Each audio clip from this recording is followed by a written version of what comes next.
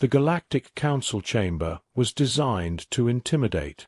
Vast rings of floating platforms stretched upward into darkness, each occupied by representatives of the most powerful species in the known galaxy. Bioluminescent beings pulsed softly in their seats, armored warlords loomed like statues, and entities of pure energy crackled with restrained force. The air itself hummed with authority, and at the center of it all stood a single human. Ambassador Daniel Hayes looked small by comparison, fragile, even. No natural armor, no visible weapons, no enhancements humming beneath his skin, just a standard diplomatic uniform and a calm, steady gaze. The laughter began as a ripple, clicks from mandibles, low-frequency vibrations, flickers of light translating into mockery through the chamber's universal system. "This is the species requesting military recognition," a towering insectoid counselor demanded, its segmented limbs tapping sharply against its platform. "They can barely survive the conditions of their own world," another voice added, this one smooth and crystalline. "Primitive, divided, inefficient." More laughter followed. Hayes didn't react. He stood with his hands clasped behind his back, posture straight, expression neutral. If the noise bothered him, it didn't show. The insectoid leaned forward, its many eyes narrowing. "Your kind possesses no superior traits, no claws, no exoskeleton, no natural weapons. Explain why you believe you belong among us." Hayes met its gaze without hesitation. "We're not here because we're superior," he said evenly. "We're here because we endure." The chamber erupted again, louder this time. "Endurance is irrelevant in war," the insectoid snapped. "Power determines survival." A low murmur of agreement spread across the tiers. Hayes tilted his head slightly, as if considering the statement. "Then test us." The words cut cleanly through the noise. Silence followed. A test protocol was not a casual request. It was one of the Council's oldest traditions, invoked to evaluate emerging species. It was final, absolute. Most who entered it never recovered their standing. A being of shifting light brightened. "You understand the consequences, human? Failure will permanently classify your species as non-viable for military alliance." Hayes nodded once.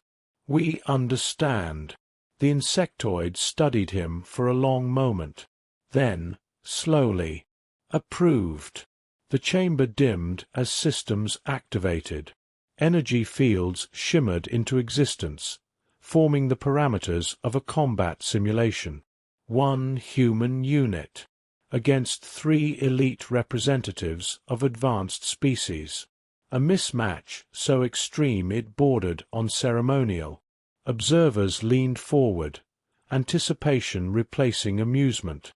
"This will be brief," someone muttered. Hayes stepped back from the central platform, his duty done. He moved to the observation tier, where the outcome would unfold before all of them. For a brief moment, as the lights shifted and the simulation prepared to begin, a faint smile touched his lips. Not arrogance, not defiance. Something quieter, something certain. Below, the arena flickered to life. Above, the Council watched, confident in what was about to happen. They were still laughing, and they still hadn't noticed the human smiling. The simulation arena came alive in a cascade of shifting light. What had been an empty void transformed into a sprawling battlefield, a ruined alien city under a sky choked with storm clouds.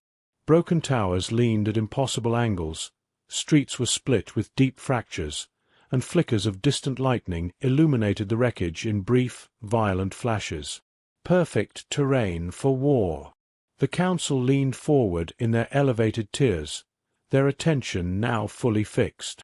"Begin," the system intoned. 3 figures materialized first. The Titan appeared with a thunderous impact, its armored frame towering over the surrounding ruins. Layers of reactive plating shifted across its body like living metal, and every step it took cracked the ground beneath it. Next came the shadow beast. It did not fully appear, only a ripple, a distortion in the air, before vanishing completely. Its cloaking field bent light so perfectly that even the simulation sensors struggled to track it. Finally, the psionic entity formed. It hovered silently above the battlefield, a mass of shimmering energy that warped space around it. Gravity bent subtly in its presence, pulling debris upward in slow, unnatural arcs. 3 apex warriors. Then, the human appeared. No dramatic entrance. No shockwave. No display of power. Just a man in standard combat gear, boots touching cracked pavement with quiet finality. A rifle rested in his hands, a sidearm at his hip, his breathing steady. "That's it," one counselor scoffed. "No shielding, no augmentation." "He won't last a minute," another added. The signal flashed. The battle began. The shadow beast moved first. Or rather, it disappeared. The air shimmered once, then stilled. Gone. The Titan roared and charged forward, each step like a seismic, smashing through walls and debris without slowing. Above, the psionic entity remained still, watching, calculating. And the human? He didn't move. Seconds stretched. 5. 10. The Titan closed distance rapidly, tearing through the battlefield. Then, a single gunshot echoed. Sharp. Precise. The shadow beast flickered into visibility mid-motion, just for an instant, before collapsing violently to the ground. Dead. The chamber fell silent. What? How did he? The Titan roared in fury, doubling its speed. It crashed through a collapsing structure, sending dust and fragments into the air as it pursued. Now the human moved.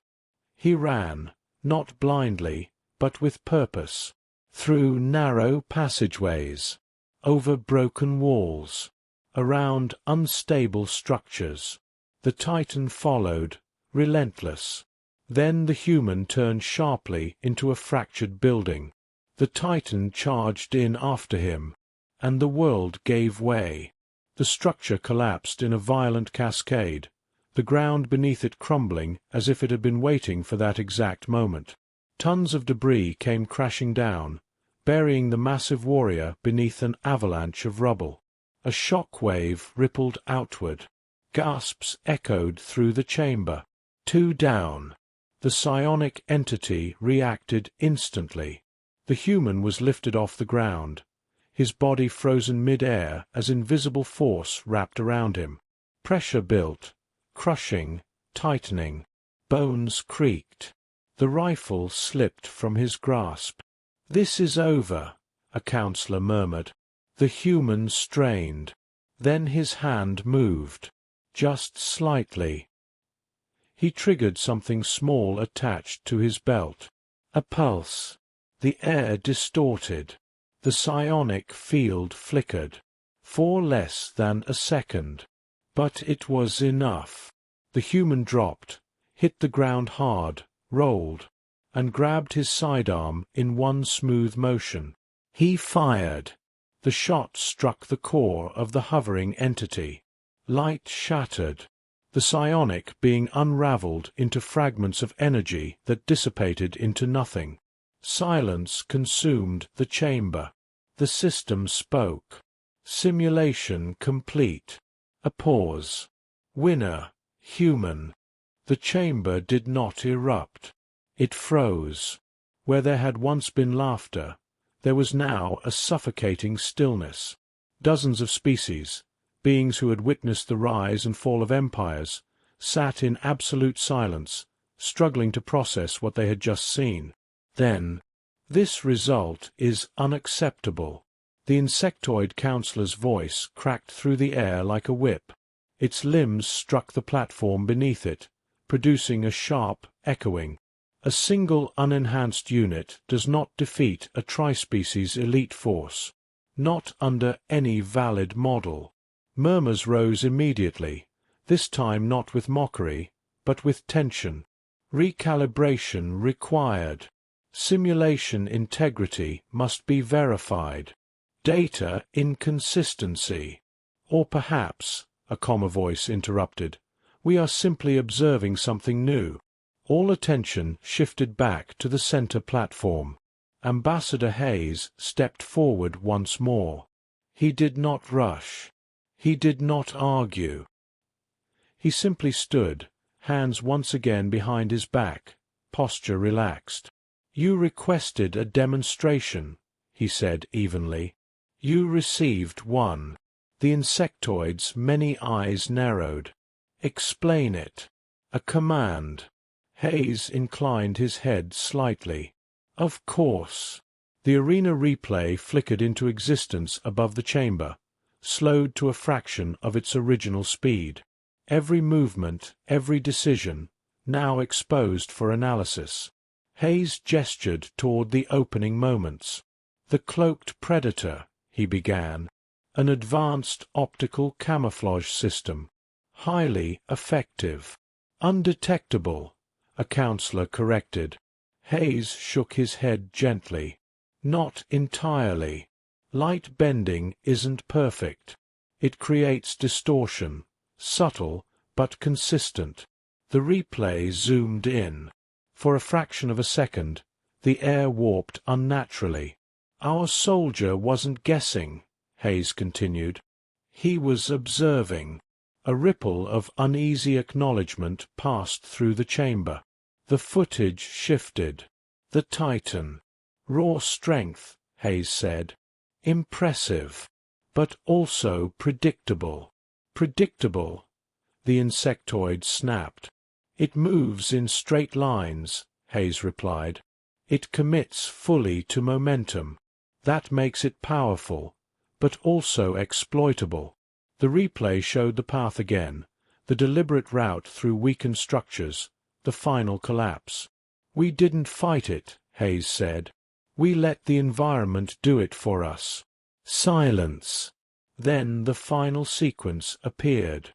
The psionic entity. "Now this," Hayes said, "was the real threat." A murmur of agreement followed. "It had complete control of the battlefield," a counselor added. "Yes," Hayes said. "And that was the problem." The chamber stilled. "It relied on that control," he continued. "Assumed it was absolute." The replay slowed further, the moment the human was lifted, immobilized, helpless. Then the pulse. A flicker. A single instant of disruption. "You call that insignificant," Hayes said quietly. "To us, it's everything." The human in the simulation fell, rolled, fired. Victory. Hayes let the image linger before it faded. "You measure strength in dominance," he said, turning back to the council. "We measure it in opportunity." The insectoid leaned forward again, but its voice was no longer mocking. "You're suggesting this outcome was intentional?" Hayes' expression didn't change. "Yes." A pause rippled outward, heavier than any before it. "Every movement," he added, "every risk, every second." The chamber absorbed that in silence. A counselor from the upper tiers spoke slowly. "Then this was not a display of power." Hayes' faint smile returned. "No," he said. "It was a display of thinking." For the first time since the session began, no one laughed, and no one could look away from the human any longer. The council did not adjourn. Not this time. What had begun as a formality had become something far more unsettling. No one spoke of dismissal anymore. No one suggested ending the evaluation. Instead, a new directive spread across the chamber with quiet urgency. Run it again. The arena reformed. A different environment. Frozen terrain, slick ice plains fractured by deep crevasses, visibility reduced by relentless storms. A new trio of elite warriors appeared. And once again, a single human. "Observe carefully," the crystalline counselor said. The simulation began. This time, the human lost. Quickly. The first encounter ended in under a minute, outmaneuvered, overwhelmed, eliminated. A few counselors shifted, as if reassured. "Anomaly corrected," one muttered. But Hayes said nothing. Run it again. The same scenario reset. Same environment. Same opponents. Same human. The battle unfolded. Differently. The human moved sooner this time. Avoided the initial ambush. Lasted longer. Still lost. Again. A third simulation. Now the human anticipated movement patterns. Set traps in the ice. Used the storm for concealment. One opponent fell. Then another. The final enemy adapted. And won. But not easily. The chamber had grown silent again. Again. Fourth run. The human didn't rush. Didn't engage immediately. He studied. Observed. Waited. Then struck. One by one. Clean. Efficient. Victory. A ripple passed through the chamber. This time not shock, but something deeper. Recognition. Correlation confirmed. The psionic delegate murmured. Learning curve is accelerating. Again, another counselor insisted. The simulations continued. Different worlds. Different enemies. Different disadvantages. Each time, the pattern repeated. The human struggled first. Then adapted. Then won. Not always quickly. Not always cleanly. But inevitably. Why? The insectoid counselor demanded at last, its voice no longer filled with contempt, but tension. Why do they lose first? All eyes turned to Hayes. He stepped forward, as calm as ever. Because losing is information, he said. A faint stir of confusion. We don't fear failure, Hayes continued. We use it. The chamber dimmed as new data appeared. Human history. Primitive battlefields. Early weapons. Cities in ruin. Then rebuilding. Advancing. Evolving. Conflict after conflict. Setback after setback. And survival. You call us weak, Hayes said quietly, because we don't start at the top. Images flickered. Humans outmatched, outgunned, outnumbered. But we don't stay there. The insectoid leaned forward slowly. You improve through defeat. Yes. You adapt faster than expected variables. Yes. A pause. And you repeat this process. Intentionally? Hayes met its gaze. Yes. Silence settled across the chamber. The crystalline counselor spoke carefully. That would make your species unpredictable. Hayes considered that. Then nodded. From your perspective? Yes. Another voice rose from the upper tiers. And from yours. For the first time, Hayes' smile widened, just slightly. From ours, he said. It's just survival. The chamber absorbed that in stillness. Not strength. Not superiority. But persistence. A species that did not need to win immediately. Only eventually. The insectoid counselor leaned back slowly, its many eyes fixed on the human. "And that smile," it said, quieter now. "You had it before the first test." Hayes didn't deny it. "Because I knew what you were measuring," he said. "And what was that?" the counselor asked. Hayes' voice remained steady. "The wrong thing." No one spoke after that. Because now they were beginning to understand what they were truly dealing with. The final session convened under a silence that felt heavier than any sound. No laughter echoed through the galactic council chamber now. No dismissive murmurs or careless remarks. The towering representatives sat still, their attention fixed not on spectacle, but on consequence. At the center platform stood Ambassador Daniel Hayes. Unchanged, unarmed, unshaken, yet somehow no longer underestimated. The insectoid counselor rose first, its presence commanding but measured. "We have reviewed the data," it said, its voice no longer sharp, but deliberate. "Repeated simulations, multiple variables, consistent results." A faint hum of agreement spread across the tiers. "Humanity does not demonstrate superior strength," another counselor added, "nor advanced biological evolution." A third voice followed.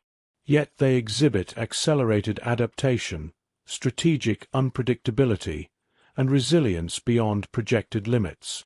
Each statement landed with weight. Each observation a step closer to something the council rarely admitted. Uncertainty. Hayes remained silent, allowing them to speak. "They are not the strongest," the crystalline entity said, "but they are persistent." And persistence, another added, appears to scale. That word lingered. Scaled persistence. A dangerous concept. The insectoid turned slightly, addressing the chamber. "If we deny them," it asked, "what outcome do we predict?" No one answered immediately. Then, from the uppermost tier, a voice ancient and slow. "They will continue." Another followed. "They will refine." A third voice, quieter but unmistakably certain. "And eventually they will surpass." The words settled into the chamber like gravity. Inevitable. Not because humans were dominant, but because they didn't stop. The insectoid turned back toward Hayes. "You have said very little during this process," it observed. Hayes inclined his head slightly. "You didn't need me to say more." A pause. The counselor studied him. "That confidence," it said. "You carried it from the beginning." Hayes didn't respond immediately. Instead, he looked around the chamber, at the beings who had once laughed, now watching him with measured caution.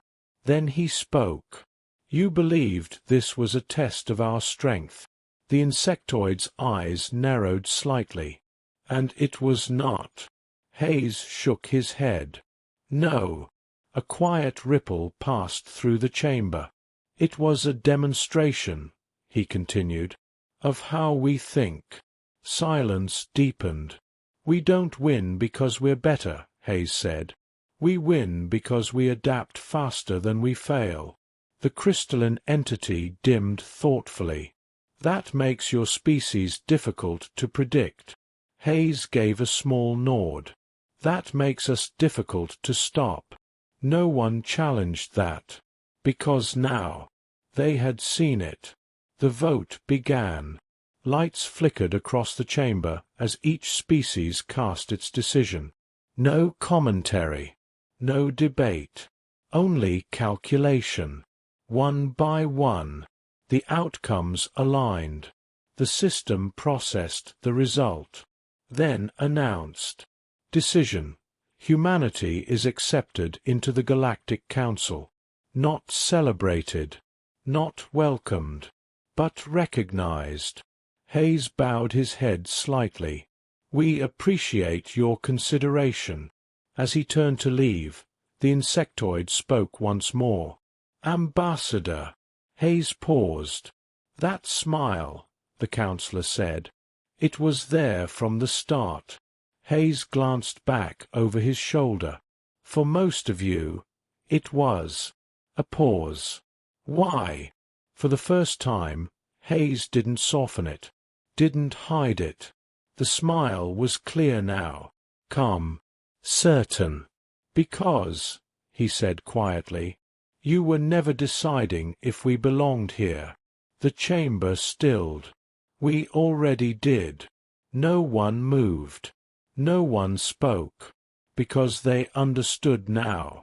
Humanity hadn't come to ask for a place among them. They had come to show why it was inevitable. And Hayes walked away, that same quiet smile lingering, not as arrogance, but as certainty, the kind that only comes from a species that has survived everything, and learned how to win afterward.